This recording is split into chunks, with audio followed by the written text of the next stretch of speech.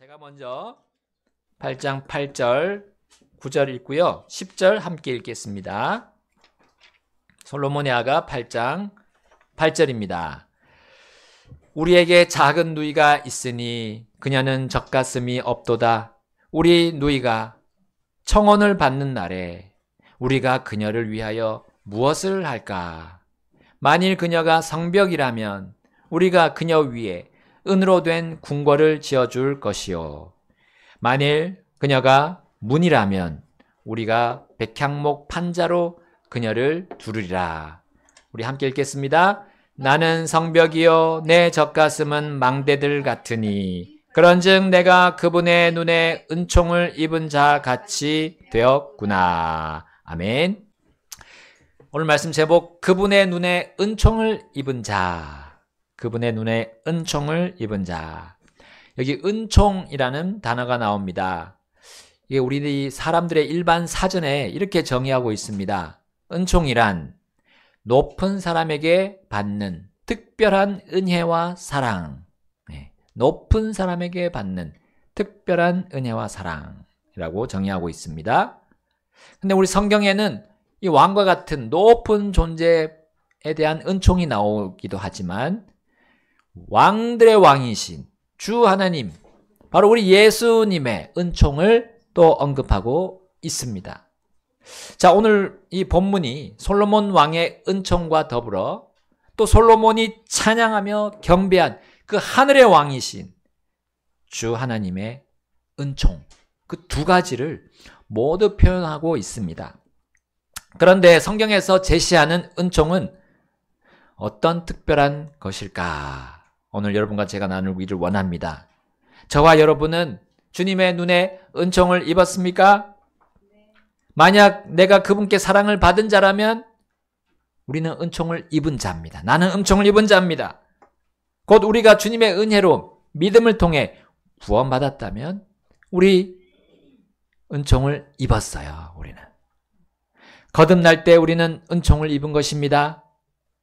자, 그렇다면 주님의 은총은 그것으로 끝났을까요? 예, 끝나지 않았습니다.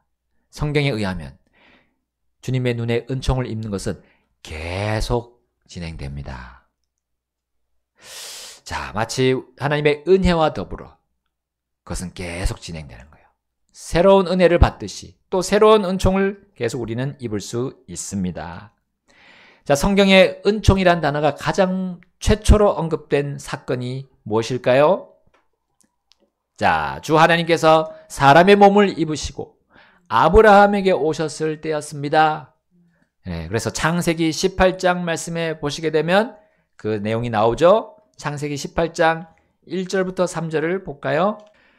주께서 마므레 평야에서 아브라함에게 나타나셨더라. 날이 더울 때에 그가 장막문에 앉았다가 그의 눈을 들어 바라보니 보라, 세 남자가 자기 옆에 섰더라.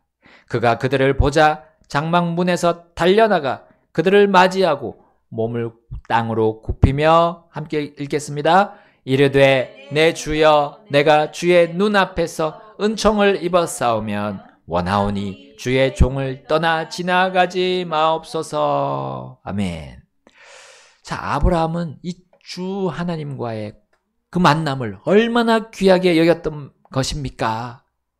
그 날이 어떤 날이었습니까? 더운 날이었어요. 자, 더우나 추우나 우리는 주님과의 그 교제하는 데 있어서 그것은 아무런 장애가 안 됩니다. 우리는 아무 상관없이 어떤 일이 벌어지더라도, 날씨가 어떻더라도 우리는 주님과 교제하는 일보다 더 앞세울 것이 없습니다. 아브라함은 그분과 교제하는 일이 그에게 있어서 가장 좋은 일이었던 겁니다. 비교하지 못할, 어떤 일보다 비교하지 못할 일이었어요. 아브라함은 주님께 이제 어떤 음식을 요리합니까? 송아지를 잡아서 또 누룩 없는 빵을 구워서 정성껏 대접했습니다. 그리고 주님께 무슨 말을 듣게 됩니까? 18장 10절에 이렇게 나와 있습니다. 10절, 그분께서 이르시되 생명의 때를 따라 내가 확실히 내게로 되돌아오리라. 보라, 내 아내 사라에게 아들이 있으리라 하시더라. 사라가 그의 뒤에 있는 장막문에서 이 말을 들었더라. 아브라함과 사라 사이에 자녀가 있었습니까? 없었습니다. 낳지 못했습니다. 특히 대를 이을 아들이 없었던 겁니다. 그 대를 잇는다는 것은 바로 하나님의 약속의 씨를 의미했어요.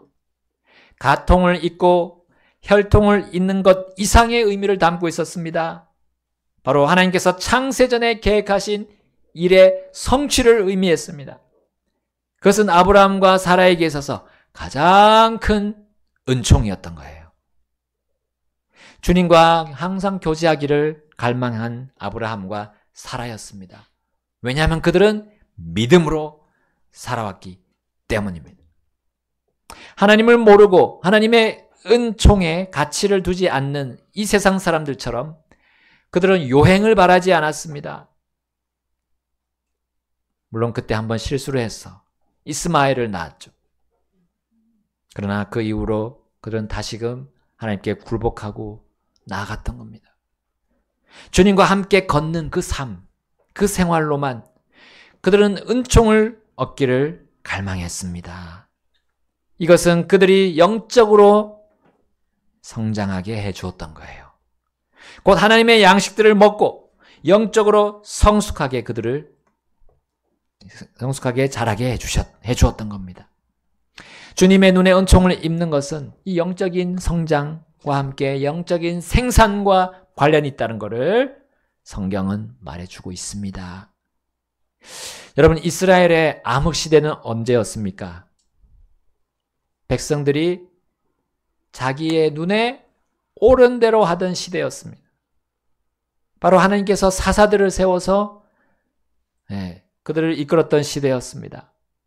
자, 그 시대의 이스라엘 백성들은 주의 눈에 은총을 입기보다는 자기들의 눈에 은총을 입기를 원했어요. 그래서 하나님께서 주신 그 은총의 말씀들을 듣기를 거절했어요. 은총의 말씀들을 듣고 그 말씀으로 또 말씀드리기를 거부했습니다. 그들은 영적으로 굶주리게 됩니다. 말씀 외에 다른 것들을 채우기 위해서 동분서주했습니다. 그래서 온갖 세상의 신들을 끌어들였죠. 가정 안으로 우상들을 가지고 들어와서 세웠습니다. 하나님과의 교제 대신에 다른 것들과 교제한 거예요. 자, 그러고 인해서 주위의 민족들에게 계속 시달림을 받았습니다. 그들은 고통 속에서 회개하기도 했습니다. 하나님께서는 사사들을 보내주셨죠. 그걸 구했습니다. 그런데 그 사사들이 또 죽은 뒤에 다시 죄악 속으로 빠져들었습니다. 자, 이렇게 피폐해진 백성들을 건질 한 아이가 태어났습니다. 그런데 아브라함과 사라와 아주 비슷한 처지에 있던 가정에서 그가 태어났던 겁니다. 바로 엘가나와 한나 사이에 그렇게 태어났습니다. 이 두 사람 사이에 자녀가 없었어요. 그러나 한나는 하나님께 나아가서 간절히 구했습니다. 그녀는 실망만 안겨주는 사람들과 함께 그 문제를 하려고 하지 않았습니다. 오직 하나님과 교제하면서 그분께 그 문제를 다 내어놓고 기도했던 거예요. 그리고 그녀는 하나님께 혼을 다 쏟아 놓으면서 자신을 드렸습니다. 자, 그녀는 아들을 주신다면 그 아들을 주님께 드리겠습니다. 라고 서원했습니다. 자, 이제 그 아들 사무엘이 태어났죠. 그리고 그가 젖을 뗀 뒤에 그녀는 주님께 약속한 대로 사무엘을 주님께 드렸습니다. 근데 보통 젖을 뗀 아이가 더욱더 또한 엄마의 사랑을 받아야 할 그런 나이 아닙니까? 그런 때 아닙니까? 그때 엄마의 사랑을 받지 못하면 몸은 그렇다 쳐도 그의 정신적인 것들, 정서적인 것들, 그런 것들이 정상적으로 성장할 수 없습니다. 그런데 사무엘의 그 성장에 어떤 기적이 일어납니까? 사무엘상 2장 26절에 이렇게 되어 있습니다. 사무엘기상 2장 26절. 아이 사무엘이 점점 자라고 주와 사람들에게 은총을 입었더라. 아멘. 사무엘은 주님께 은총을 입었습니다. 곧 주님께서 그를 온전히 보살피셨다는 말이죠. 그가 비뚤어지지 않게 그를 붙잡아 주셨어요. 그가 사람들에게도 은총을 입도록 하나님은 보호하시고 그를 챙겨주셨습니다. 그가 바르게 성장하도록 주님은 그를 인도하셨어요. 자, 사무엘이 젖을 뗐을 때 누구에게 맡겨졌습니까? 11절, 2장 11절 보면 바로 엘리 제사장이었죠. 그런데 엘리의 아들들은 어땠습니까? 반면에 엘리의 아들들은 은총을 입었습니까? 주의 눈에 은총을 입었습니까? 자, 26절 앞에 사무엘과 대비되는 그의 아들들의 성장하는 모습을 우리 묘사하고 있습니다. 자, 엘리의 아들들은 아버지를 이어서 제사장이 되었지만 자, 주를 섬기는 척 했습니다. 자, 여기 보니까 2장 12절 말씀에 이렇게 나와 있습니다. 이제 엘리의 아들들은 벨리알의 아들들이었으니 그들이 주를 알지 못하였더라. 그래서 그들은 백성들이 주께 드린 희생물에 먼저 손을 대었어요. 갈고리를 가져와가지고 좋은 고기를 탁 낚시하듯이 낚아 채어갔습니다. 그들이 영적으로 성장하지 못하자 오히려 그들의 죄들만 크게 자라나기 시작했습니다. 22절에 그들은 심지어 여인들과 불륜을 저질렀음을 언급하고 있어요. 이 끔찍한 범죄 사실을 알게 된 아버지 엘리는 그들을 호되게 꾸짖었습니다. 그러나 그의 아들들은 아버지의 음성에 귀를 기울이지 않았어요. 결국 하나님께서 그 두 아들을 어떻게 처리하십니까? 심판하십니까? 한날 한시에 블레셋과의 전쟁에서 죽이셨습니다.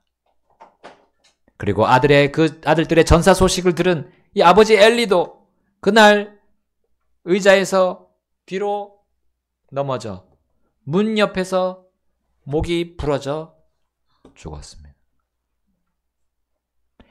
엘리는 제사장이었고 사사였지만 그는 주의 눈에 계속 은총을 입지 못했습니다. 여러분, 하나님과의 교제가 얼마나 희귀했던 그 당시였는지 이 사무엘기상 2장에서 말씀합니다. 그때는 하나님의 환상이 없다 했습니다. 그때는 환상이 지금의 바로 하나님의 말씀을 주어지는 것이 없다. 또 말씀을 주고받는 그런 일이 없다는 거죠. 또 하나님과 교제가 아주 희귀했던 때라는 겁니다. 당시 사사이며 제사장인 이 엘리가 아닌 하나님께서 사무엘을 찾아가신 그 이유가 바로 이렇게 하나님과의 교제가 희귀했기 때문입니다. 이 사무엘이 아무리 나이가 들어도 10대 청소년이었어요. 그런데 주님이 그를 찾아가셨어요. 자고 있던 사무엘을 3번이나 부르셨습니다. 사무엘아, 사무엘아, 사무엘아. 그때 엘리는 이것이 하나님의 음성인지 몰랐습니다. 그래서 2번째 왔을 때 그때야 사무엘아, 그건 하나님이 너를 부르는 음성이야. 다음에 또 부르시면 내가 여기 있나이다. 말씀하소서라고 말해라. 여러분, 주를 알지 못하는 그런 세대에 대한 책임, 그것은 그들에게 주님을 제대로 가르치지 않은 부모 세대의 책임입니다. 하나님과 관계를 시작하고 교제하게 하는 일이 주님의 눈에 은총을 입는 것인데 그러지 않는다는 사실입니다. 주님의 눈에 은총을 입지 않으려고 한다면 우리는 주님과 교제하는 일을 멈추면 됩니다. 그 주님과 교제하는 일을 최우선 순위에 두지 않으면 됩니다. 그분의 눈에 은총을 입지 않으면 이제 그 반대를 입게 될 것입니다. 바로 주님의 징계를 입을 것입니다. 더불어 하나님의 영광이 떠나는 것을 목격하게 될 것입니다. 엘리의 며느리가 그 집안이 망하는 그 순간에 공교롭게도 아들을 낳게 됩니다. 아들을 낳았어요. 사무엘상 4장 21절 22절입니다. 사무엘상 4장 21절 22절 21절 그녀가 그 아이의 이름을 이가봇이라 하며 이르기를 영광이 이스라엘에서 떠났다 하였으니 이는 하나님의 궤를 빼앗겼기 때문이요 자기 시아버지와 남편이 죽었기 때문이었더라. 22절 함께 읽겠습니다. 그녀가 또 이르기를 영광이 이스라엘에서 떠났으니 이는 하나님의 궤를 빼앗겼기 때문이라 하더라. 주님과 함께 교제하지 않을 때 가정은 망합니다. 가정이 망하면 나라가 망합니다. 주님의 꼴을 먹으면서 자라야 할 우리의 가정들입니다. 그러한 가정 안에 하나님의 영광이 있는 것입니다. 여러분, 하나님의 영광으로 가정은 제대로 살 수 있습니다. 그리고 민족과 나라에 올바른 영향력을 미칠 수 있습니다. 이것이 주의 눈에 은총을 입은 가정입니다. 주의 언약궤까지 이스라엘에게 빼앗긴 이스라엘은 이제 만국의 위기에 직면했습니다. 그러나 한편에서는 주의 눈에 은총을 입은 사무엘이 성장하고 있었습니다. 그는 주의 영광이 떠난 이스라엘이 다시 주의 눈에 은총을 입도록 신실하게 하나님 앞에서 신실하게 살았어요. 믿음을 가지고 신실하게 살았습니다. 이런 사무엘과 마찬가지로 또한 하나님과 사람에게 은총을 받은 분이 계십니다. 누가복음 2장 52절 예수님께서 지혜와 키가 자라가시며 또 하나님과 사람의 호의를 받으시며 자라가시더라. 아멘. 자, 이스라엘은 사무엘과 다윗을 거치면서 주의 눈에 은총을 입었습니다. 그러나 결국 계속 입지 못했습니다. 어떻게 됐습니까? 북왕국은 아시리아에 의해서, 남왕국은 바빌론에 의해서 고국 땅에서 다 쫓겨났습니다. 유다가 주의 예언에 의해서 70년 뒤 다시 고국으로 돌아왔지만 여전히 이방인들의 손에 의해 지배받아야 했죠. 이후에 주의 은총을 입지 못한 400년의 세월이 흘렀습니다. 하나님의 영광이 예루살렘에서 떠난 지 약 700년이 지난 뒤였습니다. 그때 하나님께서 약속하신 메시아께서 유대 땅 베들레헴으로 오셨어요. 바로 예수님께서 그 하나님의 영광을 가지고 태어나셨습니다. 예수님은 몸과 혼뿐만 아니라 영적으로도 자라가셨어요. 그것은 주의 눈에 은총을 입은 것이었습니다. 또한 그분은 사람들에게도 사무엘처럼 사람들에게도 은총을 입으셨습니다. 자, 여기 호의라고 나오는데 이 영어 단어 역시 favor, 은총입니다. 예수님은 하나님 아버지와 어떤 관계를 맺으셨습니까? 가장 가까이에서 교제하셨어요.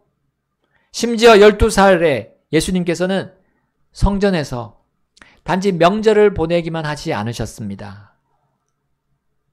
그분이 아버지와 얼마나 가까이 계셨는지 육신의 가족들, 부모와 가족들, 친지들을 다 떼어놓고 혼자 성전에 남아 계셨어요. 자, 부모들이 이게 웬일이냐, 얘 어디 갔냐 해서 다시 예루살렘으로 돌아갔어요. 성전 가보니까 예수님이 누구하고 뭘 하고 있었습니까? 박사들과 대화하고 있었어요. 12살밖에 안 된 나이에 박사들과 얘기하고 박사들이 또 예수님께 묻기도 하고 했어요. 그럴 때 예수님의 그 말을 들은 그 유대 박사들은 깜짝 놀랐습니다. 이거는 신동도 아니고, 이거는 정말 천재도 아니고, 이거는 완전 다른 차원의 아이였던 겁니다. 진실로 예수님은 이스라엘뿐만 아니라 모든 민족에게 주의 눈에 은총을 그들이 입도록 하기 위해 오셨던 거예요. 그리고 떠났던 그 주의 영광을 가지고 오신 유일하신 분이셨습니다. 이 일에 결코 실패하지 않으시는 분이 바로 예수님 한 분뿐입니다. 아버지와 가장 가까이서 교제하는 그분에게 그치지 않는 영광이 믿는 자들에게 목격되었습니다.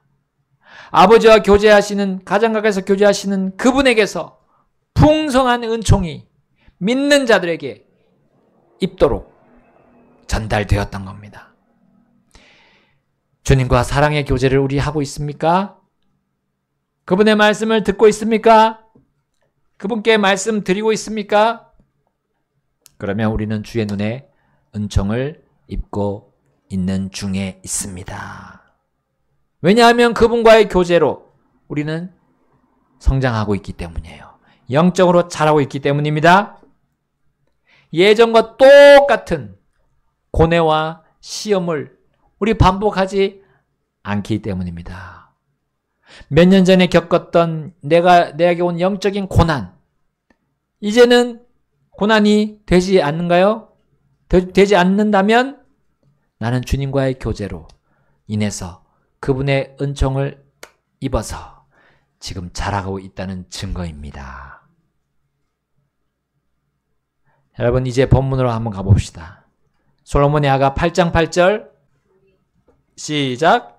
우리에게 작은 누이가 있으니 그녀는 젖가슴이 없도다.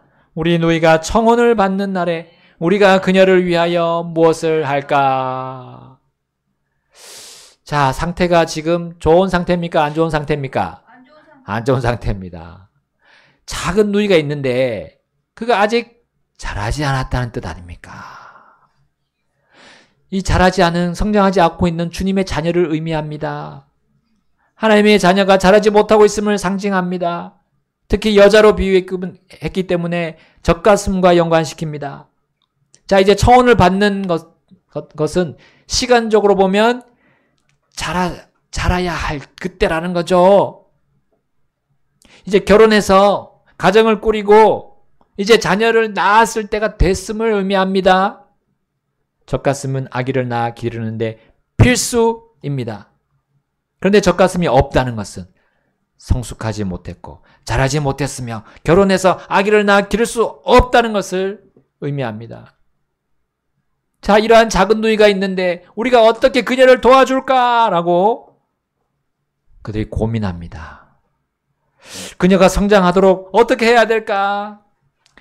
얘가 좀 자라서 결혼해서 아이를 낳고 기르도록 이제 이 그녀의 형제 자매들이 지금 고뇌하는 장면입니다. 고심하는 모습이죠. 자, 작은 누이의 이 형제 자매들은 이렇게 해주려고 계획합니다. 8장 9절입니다. 8장 9절. 만일 그녀가 성벽이라면 우리가 그녀 위에 은으로 된 궁궐을 지어줄 것이요. 만일 그녀가 문이라면 우리가 백향목 판자로 그녀를 두르리라. 자, 이건 어떤 의미입니까? 그녀 위에 은으로 된 궁궐을 지어주고 그녀에게 백향목 판자로 두르는 것. 이것은 그녀가 아름답고 귀하게 성장하기를 갈망함이 아닙니까? 특히 정혼하여 결혼할 만큼 성장하기를 원하는 그 원함이 아닙니까? 그리고 그렇게 되도록 형제 자매로서 도와주려는 갈망과 의지가 아닙니까? 자, 이 작은 누이보다 먼저 성장하고 자란 이 형제 자매들의 거룩하고 영적인 욕구가 아닙니까? 여러분, 주님과 교제하면서 사랑을 키운 이 성장하는 자녀들, 이 주의 눈에 은총을 입은 자들은 자신만 자라는 거를 원치 않습니다. 우리 교회 안에서 다른 지체들을 돌아본다는 사실이죠. 같은 하나님의 자녀로서 같이 자라길 원합니다.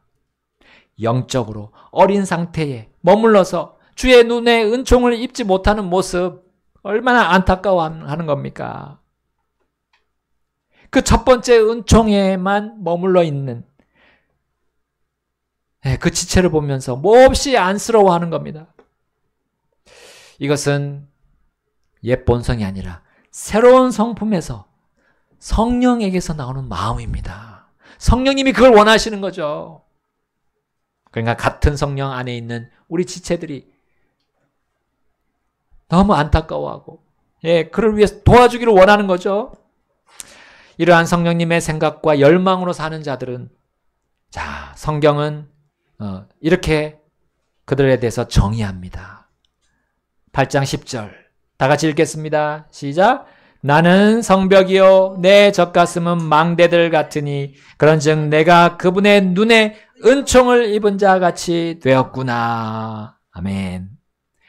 주님의 기쁨과 열망이 자신의 기쁨과 열망임을 믿고 사는 자들은 주님께서 이렇게 보시는 거죠. 성숙했다라고 주님께서 인정하시는 겁니다. 이제 아이를 낳아서 기를 수 있다는 거죠. 자, 성숙한 자는 주님의 눈에 은총을 입은 자입니다. 그들은 믿음의 선배들처럼 신실한 우리 믿음의 조상들처럼 살아가는 겁니다.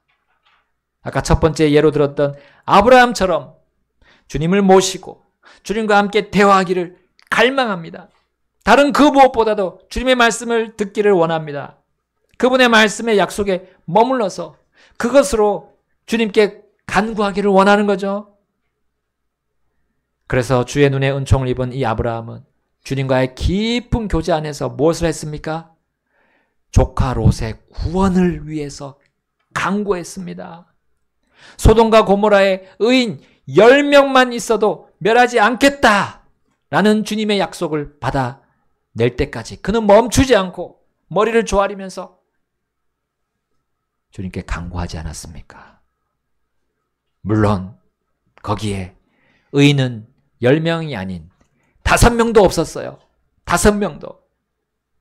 롯의 가족, 내 가족 밖에 없었어요. 그러나 하나님의 긍휼로 롯의 가족들은 그 사위 포함해서 하나님께서 그들을 구해주기 위해서 끝까지 롯을 하나님 도와주셨습니다.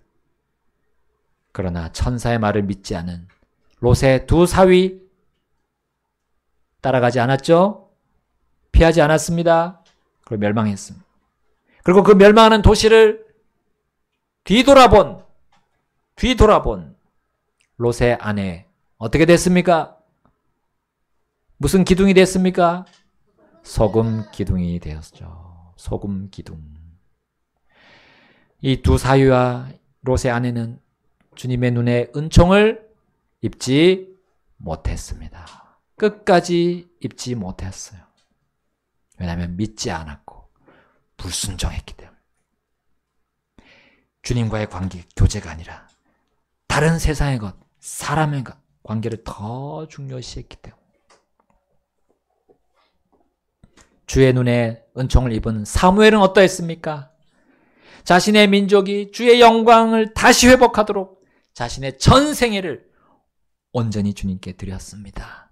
그리고 백성들을 위해서 완전히 희생했습니다. 그는 백성들을 위해서 특별히 무엇을 하기를 쉬지 않겠다라고 선언했습니까? 기도하기를 쉬지 않겠다. 기도하기를 쉬지 않겠다. 왜냐하면 기도를 하지 않는 것은 죄다. 기도하지 않는 것은 죄다라는 거. 그는 항상 그것을 철칙으로 세웠던 겁니다. 그래서 그는 백성들이 왕을 달라고 부르짖을 때 그것은 잘못된 것이다라고 성도들, 그 백성들에게 선포했어요. 너희들이 하나님의 통치를 거부하는 것이냐? 그것은 하나님을 거역하는 것이고 불순종으로 이어질 것이다 라고 그는 외쳤습니다. 그러나 하나님께서 그들에게 왕을 주라고 명령하실 때 그는 어떻게 했습니까? 하나님의 말씀에 그대로 순종했어요. 자신이 올바른 생각을 가지고 있었음에도 불구하고 하나님이 명령하신 거는 그대로 따랐어요. 그래서 하나님께서 세우신 사울을 백성들 앞에 제시했습니다. 그가 자신의 뜻대로 계속 했다면 사울이 그에게 와도 만나지 않았을 겁니다. 또한 사울의 왕위를 대체할 다른 사람을 찾으러 가라고 하셨어도 그는 찾지 않았을 것입니다. 그는 오직 주님께서 기뻐하시는 계획을 이루는 일에 그대로 순종했습니다. 그것을 최우선 순위에 두었어요. 왜냐하면 그는 주의 눈에 은총을 계속 읽기를 원했기 때문입니다. 여러분, 우리가 주님과 함께 교제하고 그 안에서 성장한다면 우리는 주님의 눈에 계속 은총을 입게 될 것입니다. 그리고 그분께 받은 그 은총은 우리 실제 삶에서 드러나게 될 겁니다.